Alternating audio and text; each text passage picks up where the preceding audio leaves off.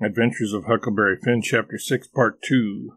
Written by Mark Twain from the mid-1870s to mid-1880s, and published in 1885. Read by Clay Shannon in 2020.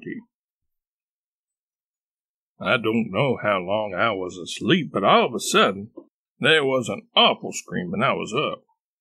There was Pap looking wild and skipping around every which way and yelling about snakes. He said they was crawling up his legs. And then he would give a jump and scream and say one had bit him on the cheek, but I couldn't see no snakes. He started to run around and around the cabin hollering, "Take him off, take him off, he's biting me on the neck." I never see a man look so wild in the eyes. Pretty soon he was all fagged out and fell down panting.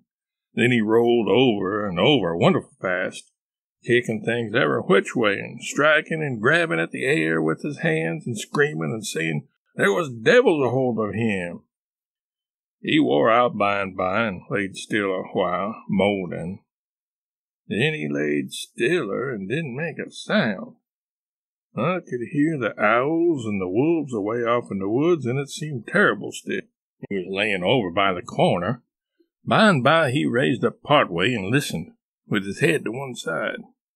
He says very low, "Tramp, tramp, tramp, that's the dead. Tramp, tramp, tramp, they're coming after me, but I won't go. Oh, they're here, don't touch me. Don't, hands off, let go, let go. Oh, let a poor devil alone."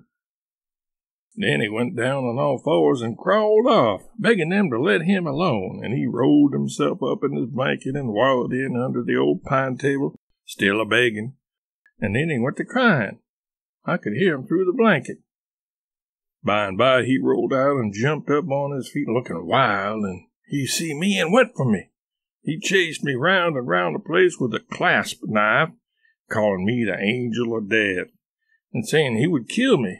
And then I couldn't comfort him no more. I begged and told him I was only Huck. But he laughed such a screechy laugh and roared and cussed and kept on chasing me up. Once, when I turned short and dodged under his arm, he made a grab and got me by the jacket between my shoulders, and I thought I was gone. But I slid out of the jacket quick as lightning and saved myself.